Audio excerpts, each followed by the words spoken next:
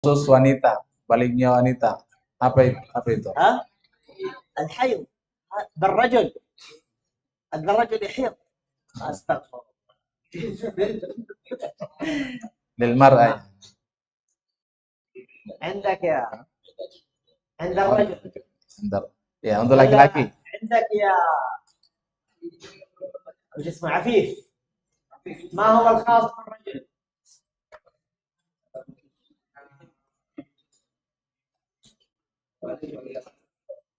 ها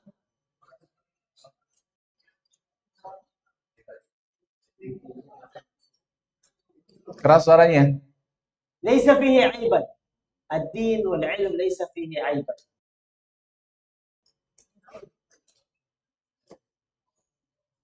ها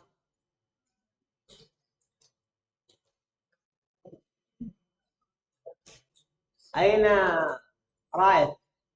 رايف نعم. ها خاص بالرجل. Tanda khusus laki-laki. Rambut di ketiak. شعر Itu العانة والإبط متفق بين itu الرجل sama. والمرأة. Itu sama kata Syekh. Sama laki-laki perempuan ada itu. خاص بالرجل. Khusus laki-laki. ها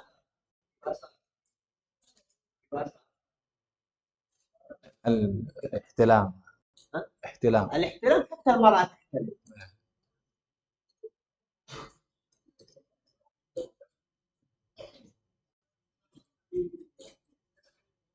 الرجل يحتلم والمرأة تحتلم، لكن خاص بالرجل. أين ذكي؟ أين ذكي؟ ذكي موجود. أنا طلاب فصل لا فصل التاسع. فصل التاسع يعني عندهم اختبار. طيب عندك يا فخري، ما هو الخاص بالرجل؟ Tanda khusus untuk laki-laki. ها ماذا يقول؟ يخرج المني. قلنا هذا يتفق فيه الرجل والمرأة. عندك يا أبيات، أنتم ترى عندكم هنا ذكور رجال، ما هو الفارق بيننا وبين المرأة؟ قلنا اللحية والشارب، يخرج شعر اللحية والشارب، هذا خاص بالرجل. المرأة لا يوجد معها لحية ولا يوجد معها شارب. ها ماذا يقول محمد؟ ها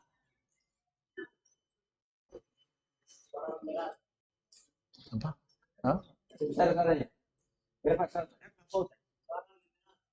تغير الصوت. Nah, أحسن. تغير الصوت، صوت الرجل يكون خشنا وصوت المرأة يكون ناعما يزداد نعومة.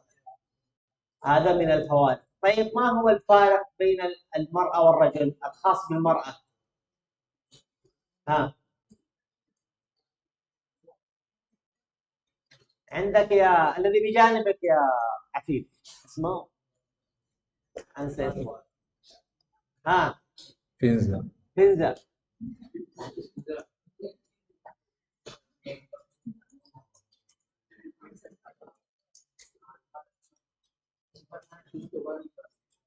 ذكروه الخاص بالمرأة. خاص بالمرأة شيئين، Khusus untuk الرجل شيئين يعني أو ثلاثة أشياء، والمرأة أيضا ثلاثة أشياء. زدنا، نحن ما ذكرنا خصوص المرأة إلا اثنين أمس. الحيض والنفاس. هو من الحيض، الحيض والنفاس يعتبر واحد، لكن قبل النفاس في شيء، ما هو؟ يعني المرأة تكون بالغة وهي لا تدري، ولكن يحصل هذا الشيء وتصبح مكلفة. ها عندك نعم.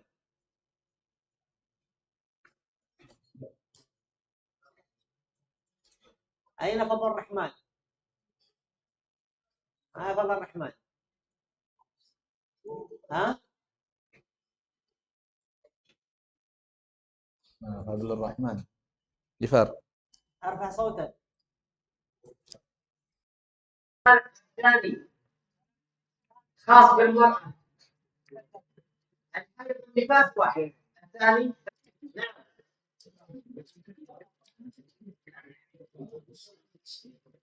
قلنا خاص بالمرأة الحمل، الرجل لا يحمل ولكن المرأة تحمل، وقد تحمل تتصرف دون البلوغ ثم تحمل بدون ان ياتيها الحمل، تحمل مباشره وتصبح مكلفه. فاذا حصل الحمل او نزول الحيض فتصبح مكلفه. وهناك فارق ثالث وهو خروج النهدين، خروج النهدين ان يخرج صدرها، هذا يدل على بلوغ المراه. طيب الثالث، من يذكر الشرط الثالث؟ Syarat yang ketiga. نعم أبي بالعربي. مكتوب عندك بالعربي.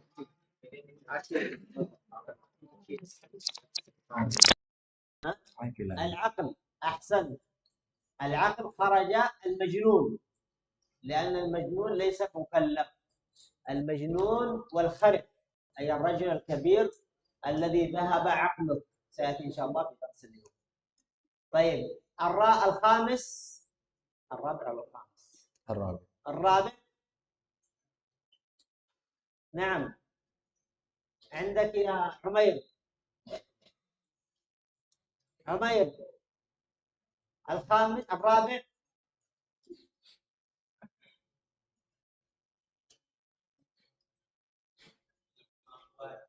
ها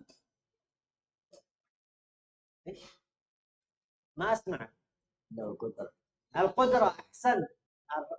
القدرة على الصيام، سواء القدرة البدنية أو القدرة الحسية أو المعنوية. نعم الخامس. أين ايش اسمه أكبر؟ أين أكبر؟ وإلا أنت أصغر. أين هو؟ نعم يا أكبر. ها الصحة. نعم Keras-keras suaranya ya. Kalau menjawab keras. خرج بذلك المرض. الشرط السادس عندك يا من؟ باقيس. Bagus. عندك يا عبد الله باقيس.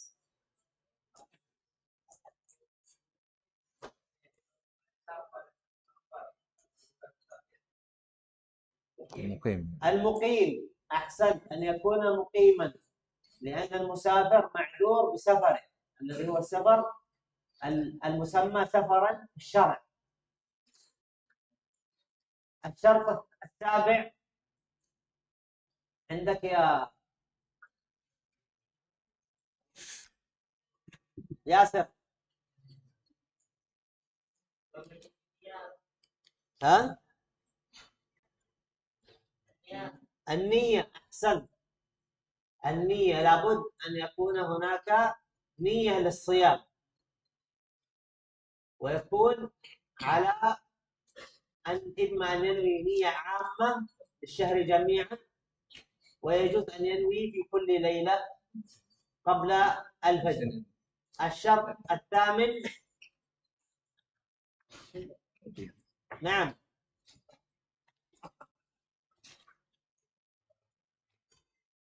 يا مصعب.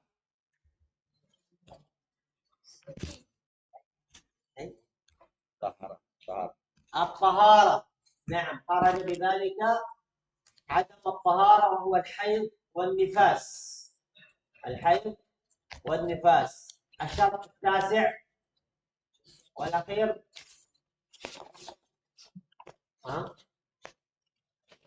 ما هو؟ وحيد. ماذا قلت؟ وحيد. انتبه. يا أركان. أركان. كأني رأيته. أين أركان؟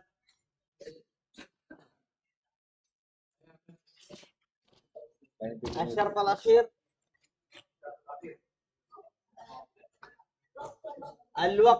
الوقت الزماني وهو شهر رمضان، والوقت اليومي وهو نهار رمضان. فإذا لا يجوز الصوم في الليل ولا يجوز الصوم في غير شهر رمضان بنية رمضان.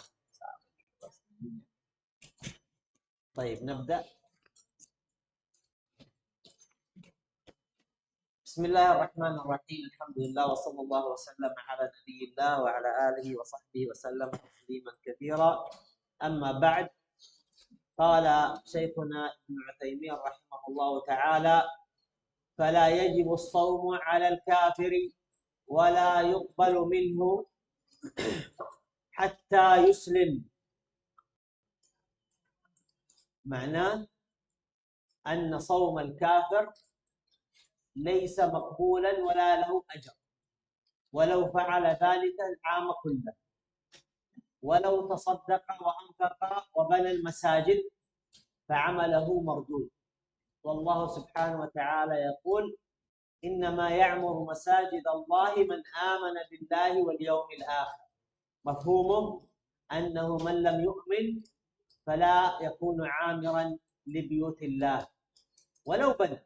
المقصود بالعمارة هنا العبادة، أي أن الذي يعمر بيوت الله سبحانه وتعالى بعبادة الله هم المؤمنون.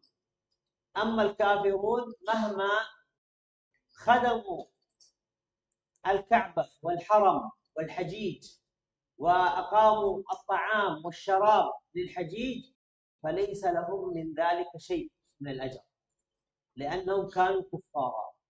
فمفهومه أن عمل الكافر باطل مردود. Baik, kata beliau hafizahullah ta'ala, Syekh Utsaimin menyebutkan bahwa tidak diwajibkan puasa bagi orang kafir. Maksudnya bahwa orang kafir itu tidak diterima puasanya, walaupun dia melakukan sepanjang tahun. Ya, jadi orang kafir seandainya mereka berpuasa setahun atau mungkin setiap tahun, maka tidak diterima puasanya. Demikian juga tidak diterima dari ibadah yang lainnya seperti sedekah atau yang lain. Itu tidak ada yang diterima dari mereka.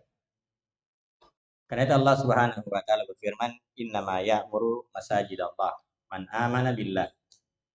Sungguhnya yang memakmurkan masjid itu hanyalah orang-orang yang beriman.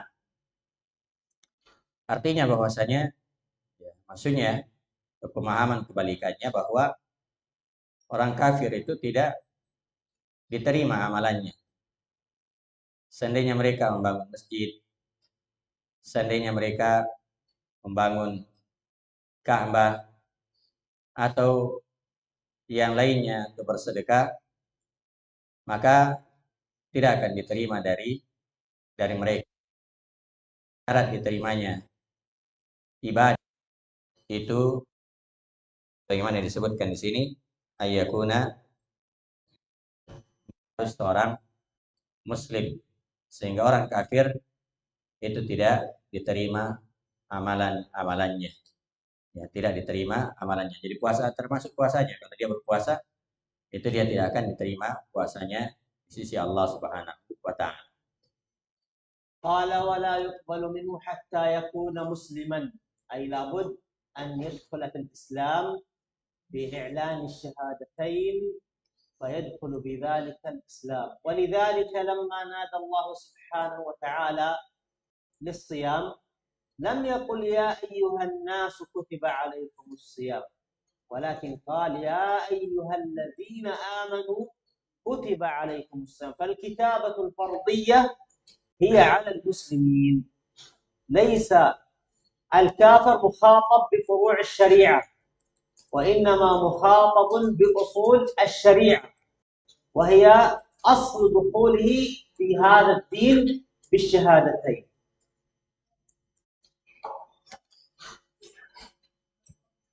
Maka dikatakan bahwa wala yuqbal minhu hatta yuslim.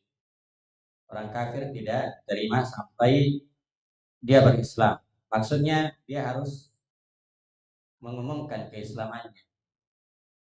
Dia masuk ke dalam Islam dengan menyebutkan 2 kalimat syahadat. Ya, dia harus mengucapkan 2 kalimat syahadat. Yaitu asyhadu an la ilaha illallah wa asyhadu anna Muhammadan abduhu wa rasuluh. Oleh karena itu, di dalam ayat dikatakan ya ayyuhalladzina amanu kutiba alaikumus shiyam. Wahai orang-orang yang beriman, diwajibkan atas kalian berpuasa. Jadi yang dipanggil adalah orang-orang yang beriman. Ya, Allah tidak mengatakan ya ayyuhan nas, wahai manusia. Ya. Jadi bukan seluruh manusia yang dipanggil, tapi hanya orang-orang yang beriman. Sehingga khitabnya atau panggilan di sini adalah untuk orang-orang yang beriman. Karena pemanggilan dari tapi mereka panggil, diseru dari sisi usul. Ya, mereka harus kalau mereka ingin melakukan ibadah, ya harus masuk ke dalam Islam terlebih dahulu. Ya, mereka harus masuk Islam terlebih dahulu. Jadi yang dipanggil itu adalah orang-orang yang beriman. Adapun orang kafir, mereka di luar. Ya, mereka di luar, tidak masuk dalam panggilan atau seruan tersebut. Ya, karena mereka hanya dipanggil secara umum. Ya, secara umum harus mereka masuk ke dalam Islam terlebih dahulu. Ya, harus masuk ke dalam Islam terlebih dahulu. ولذلك لما أرسل النبي عليه الصلاة والسلام معاذ إلى اليمن قال إنك ستأتي قوما أهل كتاب فادعوهم إلى كلمة لا إله إلا الله فإنهم أطاعوك، في رواية فإن آمنوا بها فأخبرهم أن الله كتب عليهم 5 صلوات، فإنهم أطاعوك لذلك فأعلمهم أن الله يدل أن الإسلام يتدرج بالعبد بالشهادتين، فإذا آمن بهذه الشهادة وبهذا الركن العظيم افترض عليه فروع الشريعة وأصول الشريعة الواجبة عليه فيعملها بمقتضى الشهادتين. Oleh karena itu ketika Nabi SAW mengutus Mu'adz bin Jabal ke negeri Yaman, jadi Nabi SAW mengutus beliau ke negeri Yaman sebagai dai di sana. Maka Nabi SAW berpesan kepada Mu'adz bin Jabal bahwa kamu akan datangi ahlul kitab. Ya. Apa yang dimaksud dengan ahlul kitab? Yaitu orang Yahudi dan orang Nasara. Maka Nabi SAW berpesan bahwasanya kamu akan mendatangi ahlul kitab ke sana. Maka yang pertama kali engkau seru mereka adalah mengucapkan la ilaha illallah. Ya, maksudnya supaya mereka masuk ke dalam Islam. Ya, mereka masuk ke dalam Islam. Setelah itu sampaikan kepada mereka tentang salat. Kemudian setelah itu baru sampaikan tentang masalah puasa. Ini menunjukkan bahwasanya Islam itu bertingkat-tingkat Ya, kalau mereka beriman, nah, barulah diwajibkan setelahnya sholat. Kemudian setelah itu puasa. Jadi ya tidak langsung dikatakan kamu berpuasa, tapi diperintah untuk masuk ke dalam Islam terlebih dahulu. Ya, karena itu pokoknya, itu yang pokok, yaitu mengucapkan dua kalimat syahadat. Setelah itu barulah diwajibkan kewajiban-kewajiban yang lain. Jadi dalam hal ini syahadat merupakan fondasi. قال رحمه الله: يجب الصوم على الصغير حتى يبلغ ويحصل بلوغه بتمام 15 أو إنبات عانته أو نزول المني منه بالاحتلام أو غيره، وتزيد الأنثى بالحيض. فمتى حصل للصغير أحد هذه الأشياء فقد بلغ، لكن يؤمر الصغير بالصوم إذا أطاق بلا ضرر عليه ليعتاد ويألفه. إذن ذكر الشيخ رحمه الله عز وجل أن يجب الصوم، لا يجب الصوم على الصغير الذي هو دون البلوغ، والصغير هو الذي لم يبلغ ولا يظهر عليه آثار البلوغ التي سنذكرها. وذكر في الصغير ألا يكون مميزا، أما إذا كان مميزا فيصوم. الصغير الغير مميز لا يفرق بين الجميلة وغير الجميلة، لا يفرق بين هذا ضار أو هذا نافع، هذا غير مميز، فلا يؤمر بالصوم ولا يبحث عليه لأنه ما زال ناقص العقل. أما إذا كان يميز ولو كان ابن 7 سنين أو 8 سنين يصوم من أجل يتعود على ذلك ويألف ذلك العمل الصالح. Kemudian Syekh Utsaimin rahimahullah taala menyebutkan bahwa puasa itu tidak wajib bagi anak kecil sampai dia balik. Dan balik itu diketahui kalau dia sudah berumur 15 tahun atau tumbuh bulu di area kehormatan, ya, sekitar kemaluan, atau keluarnya mani. Demikian juga ya mimpi basah maksudnya, dan selainnya, ya, dan seterusnya disebutkan. Demikian juga ada tambahan bagi perempuan, yaitu keluarnya darah haid. Maka kapan seorang anak ya itu belum mencapai balik, maka tidak diperintah untuk berpuasa, maksudnya tidak diwajibkan, hanya saja dia dianjurkan untuk berpuasa untuk membiasakan.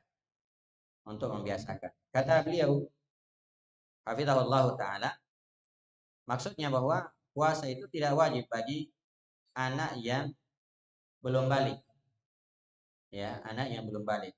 Dan di sini ada perbedaan antara balik dengan mumayyiz, ya, perbedaan antara balik dengan mumayyiz, ya. Jadi kalau dia sudah mumayyiz, walaupun mencapai usia balik, namun dia sudah mumayyiz, yaitu yang sudah bisa membedakan mana yang baik, mana yang tidak baik. Nah, itu namanya mumayyiz. Ya, dia sudah bisa membedakan sesuatu. Misalnya ditanya, ini apa ini? Nah, dia sudah bisa membedakan. Itu namanya mumayyiz. Maka yang mumayyiz ini dianjurkan berpuasa. Untuk apa? Untuk membiasakan mereka. Jadi walaupun belum balik, tapi sudah mumayyiz, maka dianjurkan untuk berpuasa sebagai bentuk pembiasaan kepada kepada mereka. Nah, قال ويحصل بلوغه بتمام 15 سنة، أي إذا أنه لم يحتلم ولم ينبت الشعر في العانة أو في الإبط ولم يخشن صوته وبلغ 15 فهنا يعتبر مكلفا، وهذا غالبا يصاب به مرضا يتأخر إنبات الشعر أو يبقى صوته ناعما لا يخشن أو لا ينزل المني، إما لمرض وإما أحيانا يكون للجو، وخاصة في المناطق الباردة شديدة البرودة يتأخر فيها سن البلوغ، فإذا بلغ سن 15 يعتبر مكلفا. kata beliau bahwa balik itu didapatkan pada usia 15 tahun. Maksudnya bahwa ya kalau seorang itu sudah mencapai usia balik, usia 15 tahun, walaupun dia belum mimpi basah atau belum tumbuh ya bulu di area kehormatan atau tanda-tanda balik yang lainnya, karena memang ya mungkin di satu daerah dengan daerah yang lain itu berbeda-beda ya, atau mungkin karena sakit, ada penyakit, atau ya dia berada di daerah yang dingin ya, di daerah yang dingin ya, sehingga belum dia mendapatkan tanda-tanda yang lain ya, misalnya belum berubah juga suaranya ya, sebagaimana yang disebutkan kemarin ya, suaranya belum berubah tapi sudah mencapai usia 15 tahun, maka itu artinya dia sudah dihitung sebagai balik ya, sebagai orang yang sudah balik. أو نبات العانة وهو الشعر الخشن حول فرج الذكر أو الأنثى، أو نزول المني منه بالاحتلام أو غيره، أي أنه يحتلم في النوم فينزل منه المني أو يخرج المني بشيء آخر، فهذا يعتبر بالغا. وتزيد الأنثى بالحيض، والحيض يختلف كما ذكرنا في الدرس الماضي عند النساء، بعضهن قد تحيض وهي ابنة 8 سنين وبعضهم إلى 18. متى حاضت كانت بالغة في هذا السن ومكلفة، وإذا تأخر عن سن 15 تكلف من سن 15.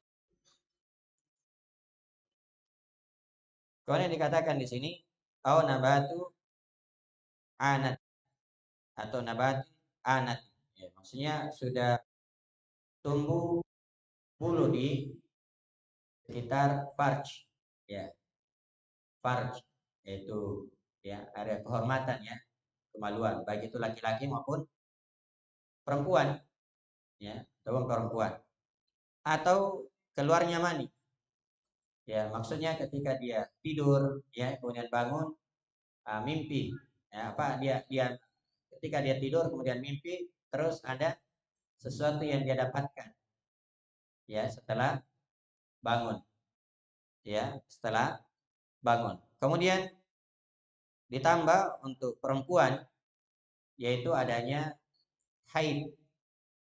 Ini untuk perempuan. Maksudnya ya bahwa ketika perempuan itu sudah haid, dan tentunya berbeda-beda, perempuan itu berbeda-beda. Ya, ada yang baru 8 tahun sudah haid ya. Dan ada juga ya sampai 18 tahun baru haid. Ya, baru haid. Tapi kalau misalnya dia belum haid, sudah 18 tahun tapi belum haid. Ya, tapi itu artinya dia sudah melewati umur 15 tahun. Maka umur 15 tahun ini yang dianggap sebagai ya batasan baliknya, maka dia sudah mukallaf. Ya, dia sudah dibebani, dia sudah diwajibkan untuk berpuasa. Jadi kalau sudah berumur 15 tahun, maka itu artinya sudah mukallaf, ya, mukallafah, yang sudah dibebani walaupun dia belum haid.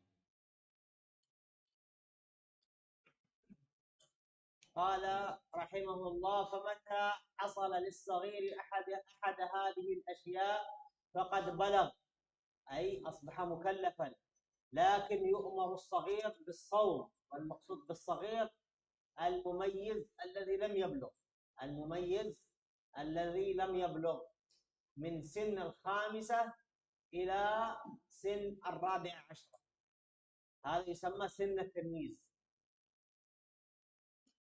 فإذا أطاق بلا ضرر عليه ليتعلمه وليألفه لكي يتدرب على هذا وهو صغير، فإذا كبر يكون عليه سهلا. Kata Syekh Habib rahimahullah, ya, maka kapan dijumpai, ya, tafamata hasala lis-sagiri ahadu hadhil asya faqad balag. Jadi kapan anak kecil ya mengalami apa yang sudah disebutkan, maka sungguh dia telah balik, ya, sungguh dia telah balik. Nah, dan mereka sudah dibebani untuk berpuasa. Adapun anak kecil, dan maksudnya di sini anak kecil yaitu mumayyiz, dan mumayyiz itu artinya belum balik, itu umur atau usianya antara 5 sampai 14 tahun, ya. Jadi kalau masih 3 tahun itu belum mumayyiz biasanya, ya. Jadi mumayyiz itu usianya kata beliau hafizahullah taala, ya, 5 sampai 14 tahun. Maka ketika anak kecil itu ya dibebani puasa dan tidak membahayakan mereka, maka tidak ada masalah untuk membiasakan dan untuk melatih mereka sejak kecil.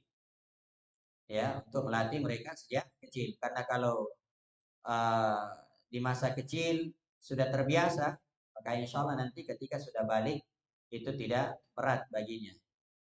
Ya, orang Indonesia mengatakan ala bisa karena biasa. Ya, mungkin pepatah kita ya, karena sudah terbiasanya ya bisa. Nah, والمقصود من يألفه ويعتاده هو التعليم، كما أمر النبي صلى الله عليه وسلم بقوله: علموا أولادكم الصلاة ل7 وأضربوهم عليها ل10 وفرقوا بينهم في المضاجع، لأن هذا السن هو سن التمييز، وسن يكون الطفل فيه يستجيب ويفهم ويتعلم. وأما الحسنات والسيئات فلا تكتب إلا إذا بلغ. في أي سن من هذه السنون يبلغ يكون مكلفا، ولو بلغ ابن 10 سنين من الرجال، ولو بلغ من النساء بنت 8 سنين فحاضت تصبح مكلفة. dan maksud dari liya'tada wa yata'allaf itu maksudnya at-ta'lim. Ya, dari bahasa Indonesia ini liya'tada itu kan membiasakan. Ya. Jadi maksudnya untuk pengajaran. Untuk pengajaran bagi mereka. Ini sebagaimana sabda Nabi sallallahu alaihi wasallam, "Allimu auladakum bis-shalah wa hum lisabai," ya, wa huwa lisabai, ya. Ajari anak-anak kalian untuk belajar untuk salat ketika sudah berumur 7 tahun. Jadi di usia 7 tahun itu sudah diajari anak-anak, dilatih. Ya. Wadribuhum wa hum 10. Ya. Dan pukullah mereka kalau sudah mencapai umur 10 tahun, lalu mereka tidak mau sholat. Jadi kalau seperti kalian ini sudah 10 tahun ya atau lebih tidak mau sholat, itu sudah dipukul. Ya, itu sudah dipukul. Nah, kenapa? Karena ini sudah umur mumayyiz. Ya, 7, 10 tahun ya. Bahkan disebutkan tadi sampai 14 tahun itu sudah umur mumayyiz. Ya. Adapun kebaikan atau keburukan itu belum ditulis bagi mereka. Ya, maksudnya mereka belum dihukum kalau ya tidak melakukan atau mereka melakukan dosa maksiat itu belum ya belum ditulis bagi mereka. Ya, jadi kalau misalnya ada anak kecil melakukan kesalahan, pelanggaran, itu artinya dia tidak ditulis kesalahannya, tidak ditulis dosanya. Tapi bukan berarti bahwasanya kalian boleh melakukan pengrusakan ya. Ya, bukan berarti seperti itu. Nah, jadi apa? Umur ini atau usia ini adalah usia mumayyiz. Dan yang dimaksud tadi dengan liatat ta'lim untuk ajaran atau ya melatih mereka, membiasakan mereka. قال رحمه الله ولا يجب الصوم على فاقد العقل بجنون أو تغير دماغ ويسقط الصوم وهذه الفريضة على المجنون الذي لا عقل له سواء ولد مجنونا أو أصابه الجنون بعد ذلك. في الأيام التي كان فيها ليس بمجنون كان مكلفا، وإن أفطر في رمضان وهو عاقل ثم بعد ذلك أصابه الجنون في رمضان الأخرى وجب عليه القضاء أو على عاقلته القضاء في تلك الأيام التي أفطرها. وأما إذا جاء عليه رمضان وهو مجنون فحكمه لا عليه شيء، لا قضاء ولا كفارة ولا يصوم عنه أحد، وإنما هو معذور بالعذر الشرعي الذي هو ماذا؟ رفع القلم عن 3 وذكر منهم والعاقل والمجنون حتى يعقل. Kemudian disebutkan di sini bahwa puasa itu tidak wajib bagi orang yang kehilangan akal, maksudnya orang yang gila. Ya, jadi maksudnya ya orang yang gila itu tidak perlu berpuasa atau tidak wajib berpuasa. Ya, sama saja apakah dia lahir dalam keadaan gila atau ya nanti besar baru dia ya terkena penyakit gila. Maka yang seperti ini tidak ada kewajiban untuk berpuasa. Ya, jadi dia lahir langsung gila misalnya, atau dia nanti besar baru terkena ya sakit sehingga dia gila, maka yang seperti ini tidak ada kewajiban untuk berpuasa. Nah, adapun kalau misalnya seorang itu sehat, kemudian dia menjumpai Ramadan, maka dia wajib untuk berpuasa di bulan Ramadan. Ya, kemudian setelah itu dia gila, 1-2 hari misalnya gila, lalu dia sembuh, ya, maka di waktu gilanya itu tidak wajib baginya berpuasa, tapi dia wajib untuk mengganti puasanya yang dia tinggalkan. Ya, adapun kalau misalnya memang ya dia kehilangan akal selama selama Ramadan, ya, coba ya selama Ramadan, maka yang seperti itu tidak ada kewajiban untuk mengqadha, tidak ada pula kafarah, dan tidak ada kewajiban yang lainnya. Jadi misalnya ya, 1 Ramadan penuh, ya sebelum masuk Ramadan dia sudah gila, ya sampai selesai Ramadan ya gila, ya seterusnya, maka yang seperti ini tidak ada kewajiban baginya puasa, tidak ada kafarah, tidak ada qadha, dan juga tidak dipuasakan. Ya, juga tidak dipuasakan. Nah, قال أو تغير دماغه بسبب كبر في السن فيصبح خرفا، فهنا إذا ذهب عقله لا عليه صيام ولا عليه كفارة ولا إطعام لأنه معذور ونحوه.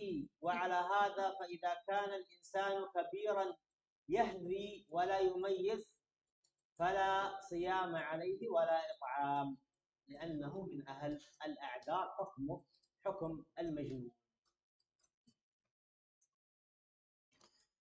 Kemudian di sini juga dikatakan ghayyuri dimag, nahu.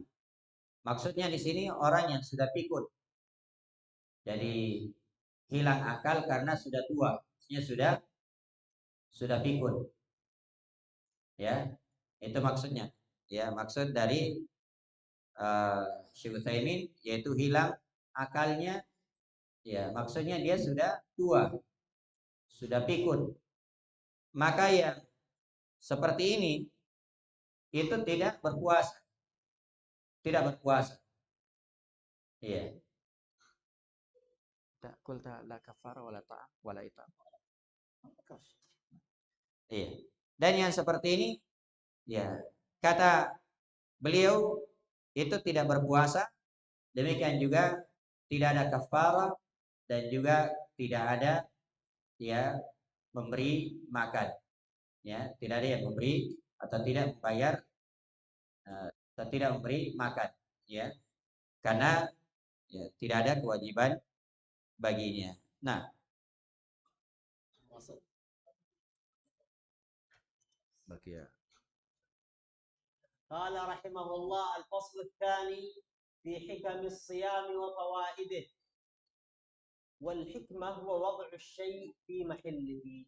الحكمة هو وضع الشيء في محله. فالله سبحانه وتعالى أحكم الحاكمين، حكيم وضع كل شيء في مكانه، فأجرى الشمس في مجراها والقمر في مجراه وأجرى الأنهار والبحار وخلق هذه الأرض وثبتها بالجبال ورفع السماء بغير عمد.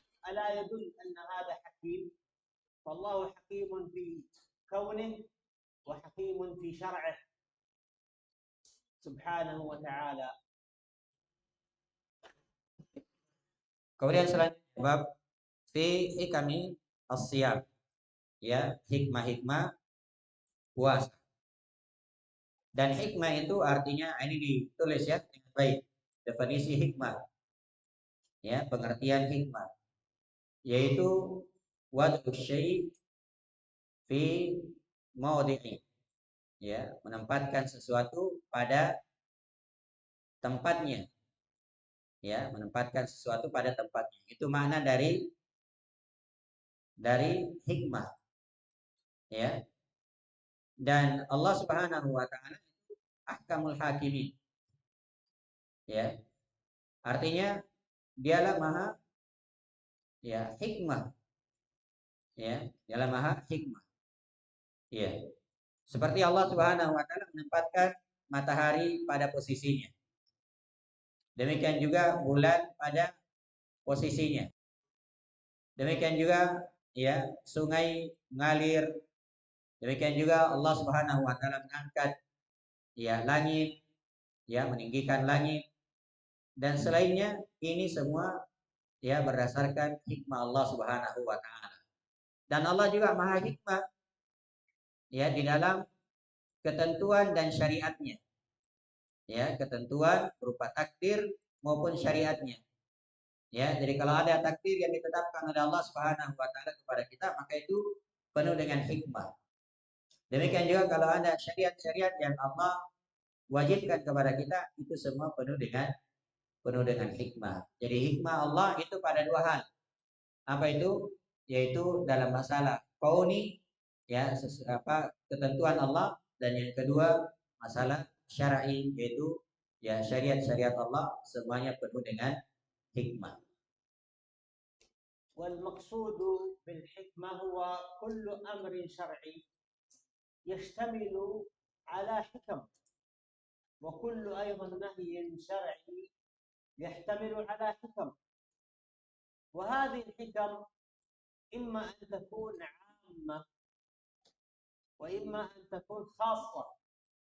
ويعرف هذا أهل العلم بتفاصيل الأدلة الشرعية الواردة في ذلك.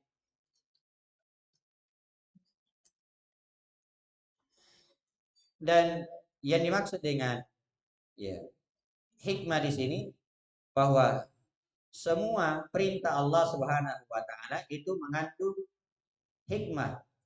Jadi semua perintah Allah itu mengandung hikmah. Dan juga semua larangan-larangan Allah itu juga mengandung hikmah. Semua larangan Allah itu pasti mengandung hikmah.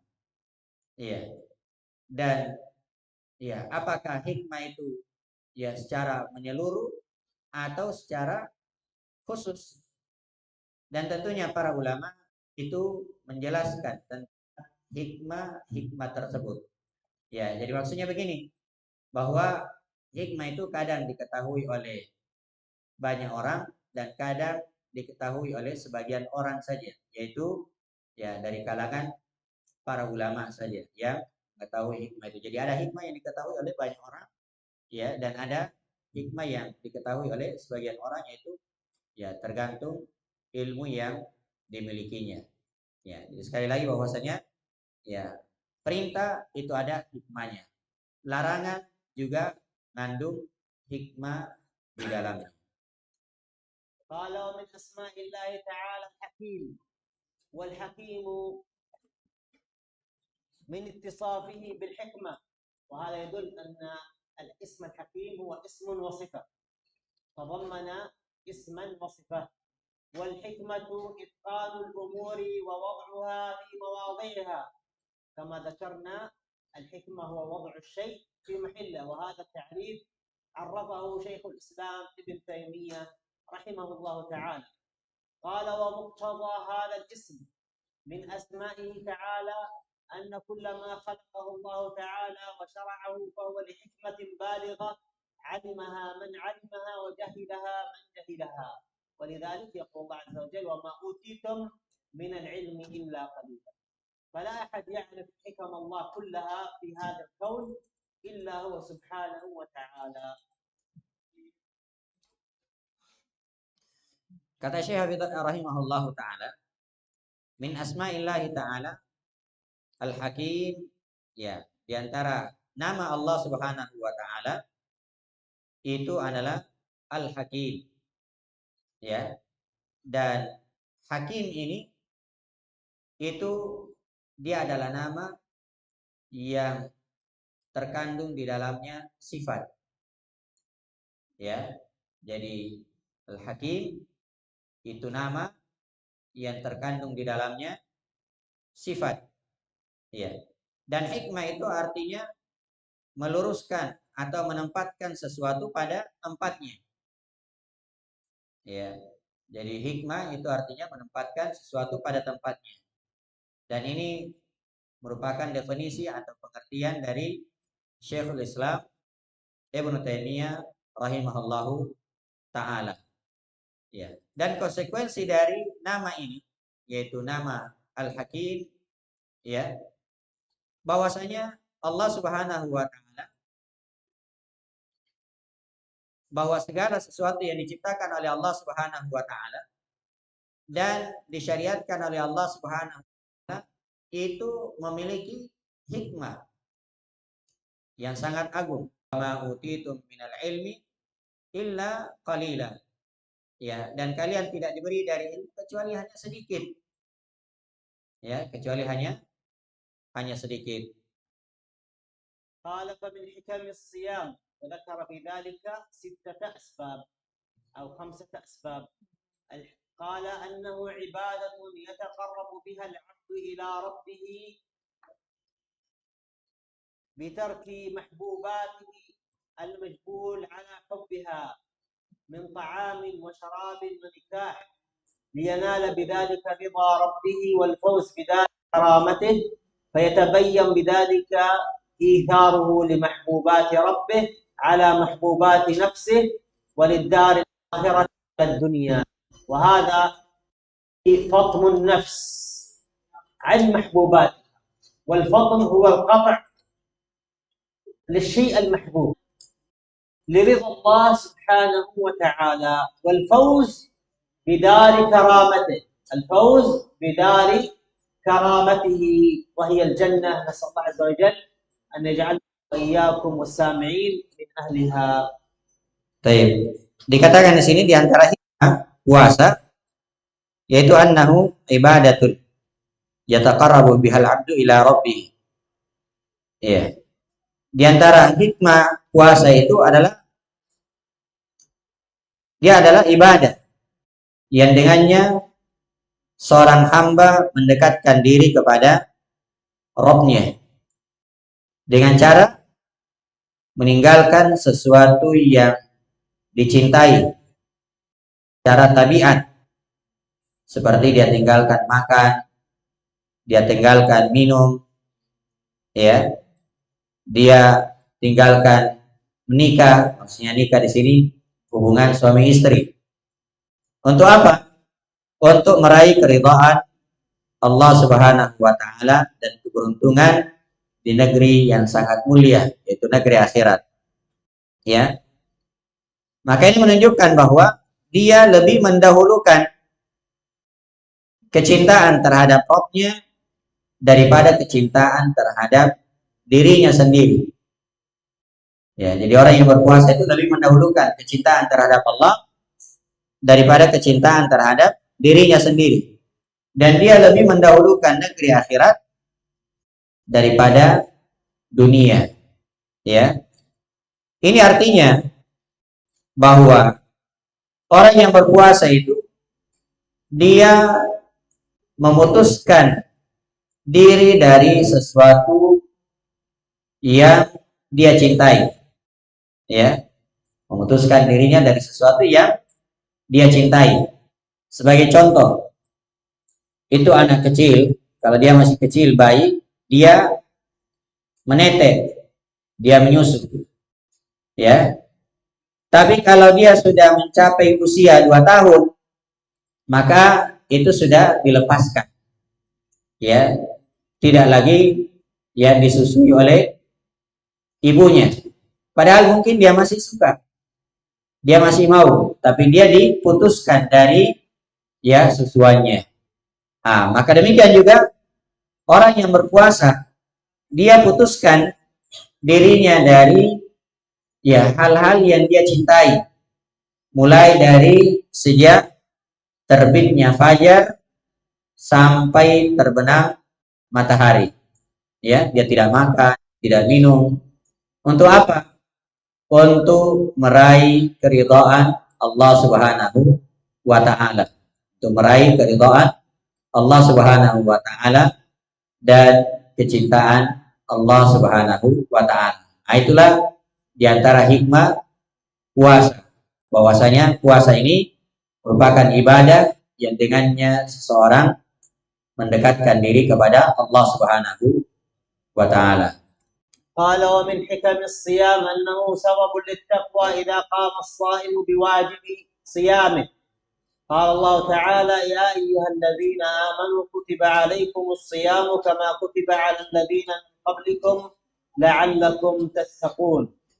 وهنا سبب للتقوى، والتقوى هو أن تجعل بينك وبين عذاب الله ووعيده وغضبه وحدوده وقاية، وذلك بالعمل الصالح مما شرعه الله عليك أيها المسلم من العبادة الواجبة عليك من صيام أو صلاة أو زكاة أو حج. Kemudian hikmah yang kedua dari hikmah puasa yaitu annahu sababun littaqwa. Puasa itu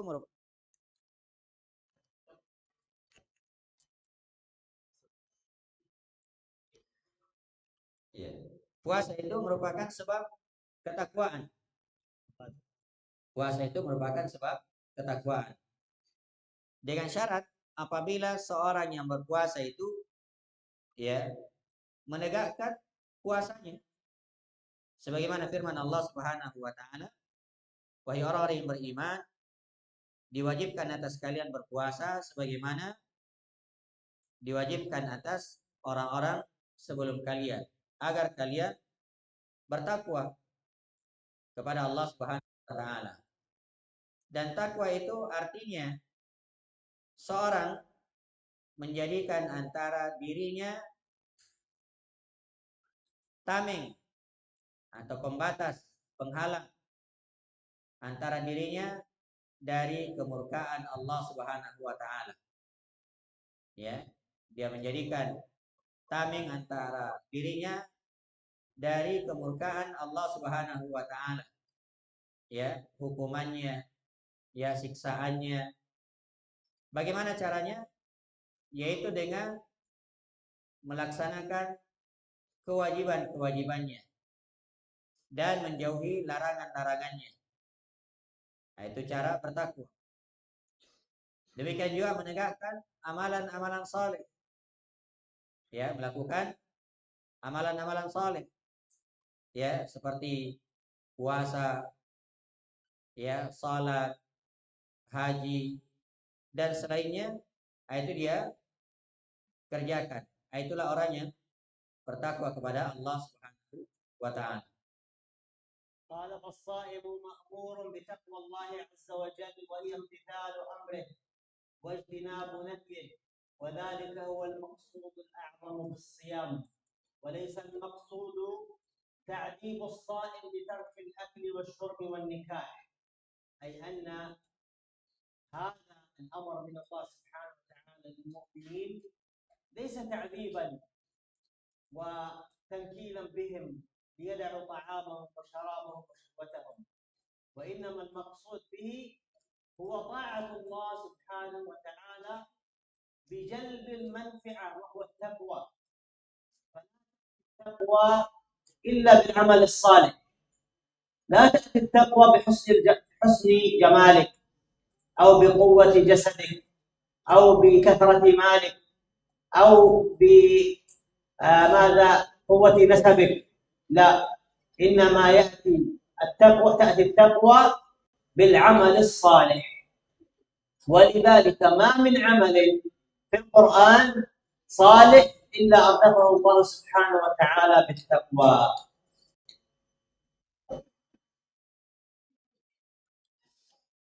Kemudian kata Syekh Utsaimin rahimahullah, "As-shaimu ma'murun bi taqwallahi azza wa jalla wa hiya imtithalu amrihi wa jitinabu nahi." Ya. Orang yang berpuasa itu diperintah untuk bertakwa kepada Allah dengan cara mengerjakan perintah-perintahnya dan menjauhi larangan-larangannya. Wa dzalika huwal maqsudul a'zam bisyam. Inilah tujuan utama dari puasa. Ya. Walaisal maqsudu ta'dzib. Maksud dari puasa itu bukan menyiksa. Ya, bukan menyiksa. Jadi kata beliau, hafizahullah taala, jadi puasa itu ya diperintahkan oleh Allah Subhanahu wa taala bukan sebagai azab. Bukan pula sebagai siksaan. Ya, bagi seorang mukmin. Tapi seorang mukmin itu diperintah untuk berpuasa. Ya, diperintah untuk berpuasa untuk meraih derajat yang tinggi ini, yaitu ketakwaan. Ya, jadi perintah untuk meninggalkan makanan, minuman dan selainnya supaya dia meraih ketakwaan. Karena ketakwaan itu hanya diraih dengan amalan saleh. Jadi ketakwaan itu diraih dengan amalan saleh. Ketakwaan itu tidak diraih dengan ya kekuatan fisik. Jadi jangan anggap bahwasanya kalau saya kuat ya itu saya akan bertakwa. Ya, demikian juga bukan dengan banyaknya harta. Ya, bukan dengan banyaknya harta. Tapi ketakwaan itu diraih dengan amalan saleh. Ya. Karena itu banyak di dalam ya keterangan disebutkan terkait dengan takwa itu digandengkan dengan amalan saleh. Ya, jadi ini syarat untuk meraih ketakwaan yaitu dengan amalan saleh. قال النبي صلى الله عليه وسلم من لم يدع قول الزور والعمل به والجهل فليس لله حاجة في أن يدع طعامه وشرابه. رواه البخاري. والزور هو كل عمل باطل، والزور مأخوذ من الميل. يقول الله سبحانه وتعالى تزوروا عن كهفهم الشمس، أي تميل عن كهفهم ذات اليمين. وكل عمل باطل كل عمل صالح هو مستقيم. ولذلك قال الله عز وجل وأن هذا صراطي مستقيما فاتبعوه ولا تتبعوا السبل فتفرق عن سبيله. والتفرق هو الميل عن الطريق الصحيح. قال من لم يدع قول الزور والعمل به، سواء شهادة الزور، سواء الكذب، الغيبة، النميمة، كل هذه الأعمال تعتبر من الزور. والجهل فليس لله حاجة. الجهل أي أنه يعمل عادات الجاهلية من تعيير النسب،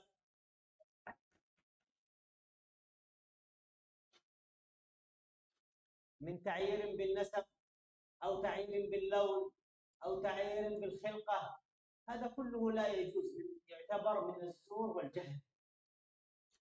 فليس لله حاجة في أن يدع طعامه وشرابه، أي أنه يجب عليه أن يتقيد بالأوامر الشرعية وينتهي عن النواهي الشرعية التي نهى عنها الله سبحانه وتعالى. فالدين يكمل بعضه بعضا. قال وقول الزور كل محرم من الكلام من الكذب والغيبة والشتم وغيرها من الأعمال المحرمة. والعمل بالزور العمل بكل فعل محرم من العدوان على الناس بخيانة، والخيانة هو من أخذ أمانة الغير، سواء خيانة حقيقية حسية أو معنوية. فمن الخيانة أن تأخذ مال غيرك ولا ترجعه إليه. ومن الخيانة المعنوية ألا تحفظ له سرا فتذيع سره وتنقل كلامه الذي ائتمنك عليه فتكون بذلك خائنا.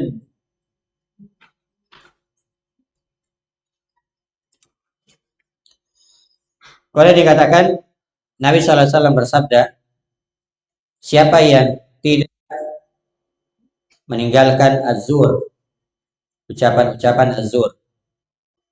Dan az-zur itu adalah al-mail. Ya. Disebutkan bahwasanya matahari itu condong dari gua, yaitu Ashabul Kahfi maksudnya. Ya. Jadi az-zur itu maksudnya condong. Ya.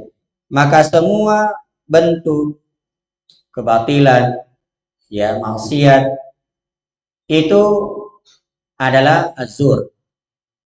Ya, jadi semua bentuk kebatilan, semua bentuk kejahatan itu dikategorikan sebagai az-zur. Sebaliknya, semua bentuk kebaikan dan amalan saleh itu disebut dengan mustaqim. Ya, lurus. Ya. Jadi itu kebalikannya. Jadi az-zur semua amalan yang batil. Ya, lawannya adalah mustaqim. Ya, semua amalan-amalan baik, amalan-amalan saleh. Ya.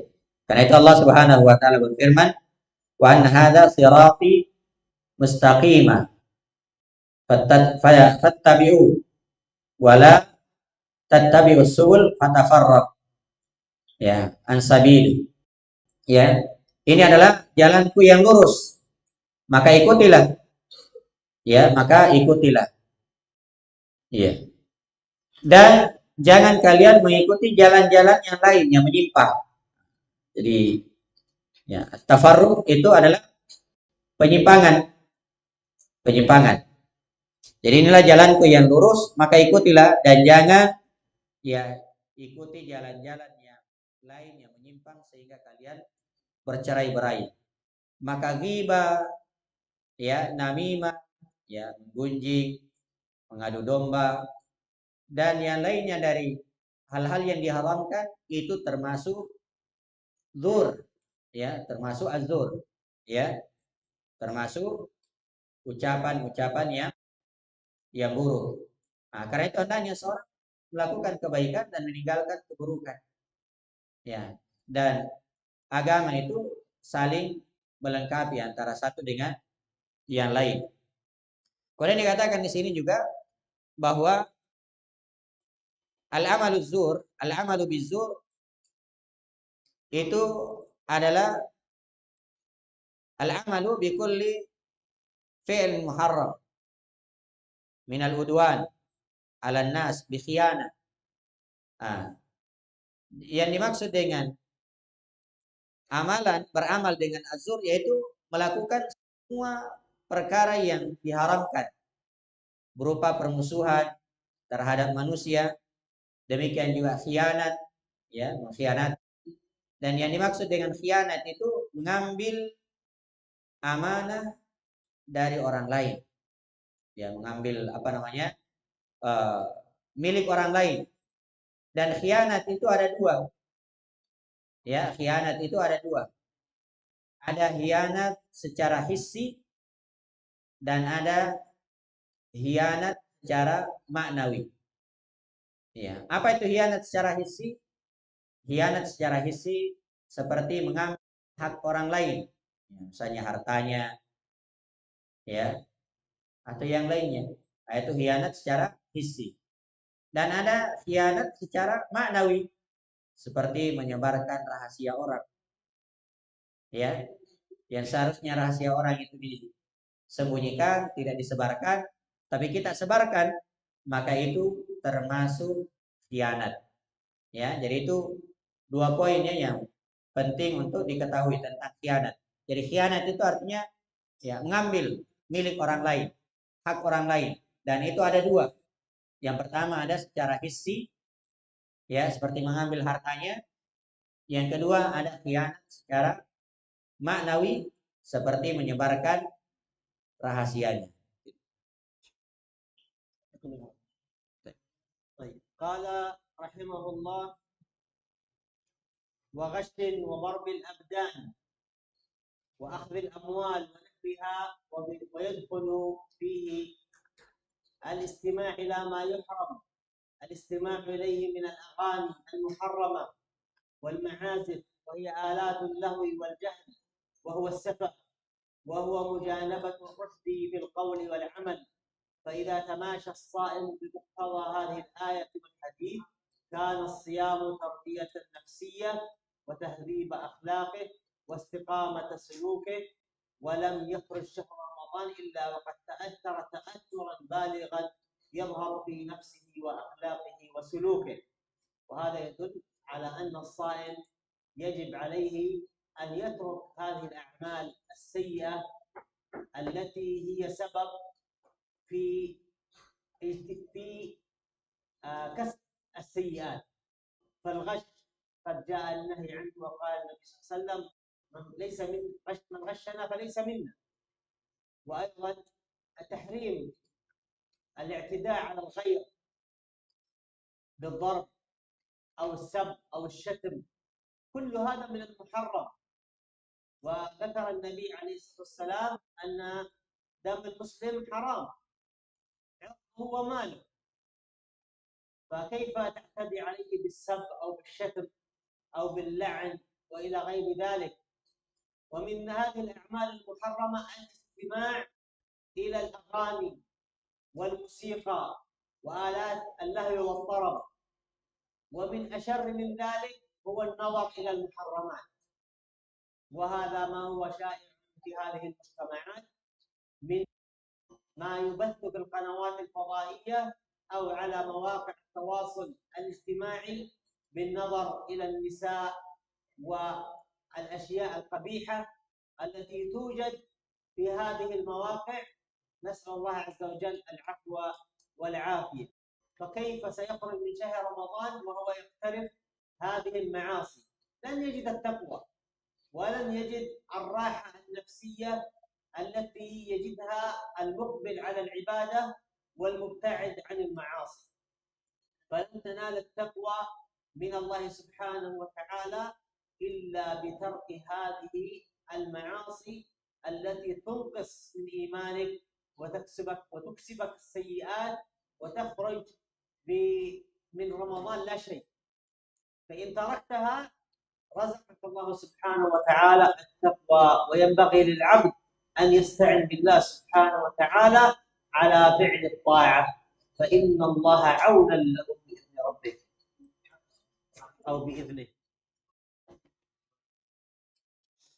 Kemudian dikatakan di sini, ya, termasuk di antara hal yang harus ditinggalkan yaitu al-ghash, ya, menipu, ya, menipu, ya, dan selainnya yang disebutkan di sini, menipu, demikian juga memukul orang lain, ngambil hartanya, dan termasuk juga mendengarkan hal-hal yang diharamkan seperti musik, ya, atau alat-alat musik.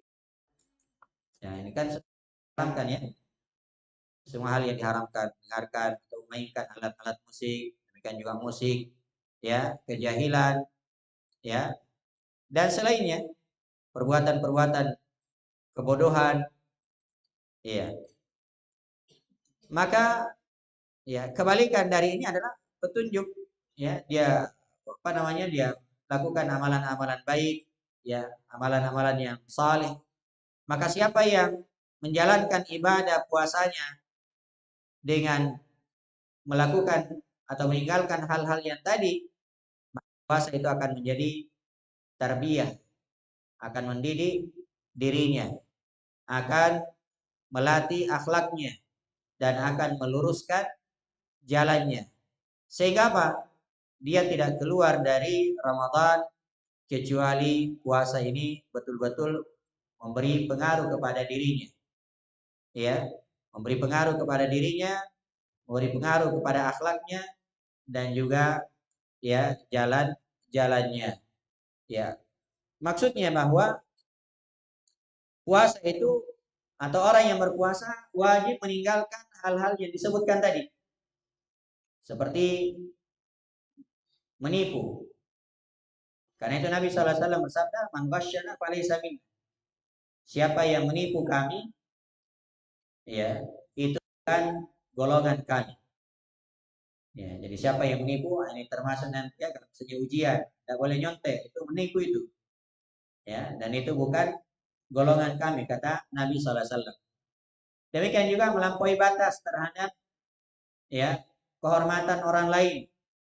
Demikian juga darahnya, ya, menumpahkan darahnya. Demikian juga mencela, memaki, ya, ini semua adalah hal-hal yang diharamkan. Nabi SAW mengingatkan bahwa, ya, darah seorang muslim, kehormatannya, hartanya, itu semua adalah hal yang diharamkan. Dan yang paling buruk, kata beliau hafizahullah, yang paling buruk yang harus dijauhi yaitu melihat hal-hal yang diharamkan di channel-channel seperti di masa sekarang, ya, di YouTube, ya, mendengarkan musik dan aurat atau hal-hal yang lain, ya, harus dia tinggalkan. Jangan sampai dia melihat hal-hal yang diharamkan di, ya, channel YouTube atau di alat-alat komunikasi. Nah, itu harus dijauhi. Nah, kata beliau, bagaimana dia bisa keluar dari bulan Ramadan dengan membawa ketakwaan kalau, ya, dia tetap melakukan hal-hal yang diharamkan. Dan takwa itu tidak akan diraih kecuali dengan amalan-amalan saleh, dengan ketaatan. Ya, kalau seorang itu meninggalkan hal-hal yang diharamkan, maka pasti Allah Subhanahu wa taala akan membantu dirinya. Ya, jadi ini hikmah yang sangat agung dari hikmah yang kedua, ya, dari puasa. Apa tadi hikmah yang pertama? Apa tadi hikmah yang pertama? Dia adalah ibadah yang dengannya seorang hamba mendekatkan diri kepada Allah. Yang kedua, puasa itu merupakan sebab untuk meraih ketakwaan. Ya, sebab untuk meraih ketakwaan. Kemudian disebutkan tadi khianat. Khianat ada berapa? Apa itu? Secara hissi dan maknawi. Secara hissi seperti apa? Maknawi. Tayyib. Ya. أصلا شو مزعج. طيب إن شاء الله في الغد نأخذ بقية الأسباب الثلاثة التي من حكم الصيام. بهذا القدر نكتفي. سبحانك اللهم وبحمدك أشهد أن لا إله إلا أنت أستغفرك وأتوب إليك. Baik, insyaallah sisanya ya kita ambil di pertemuan besok dengan izin Allah Subhanahu wa taala. Subhanakallah wa bihamdik. غدا الجمعة كيف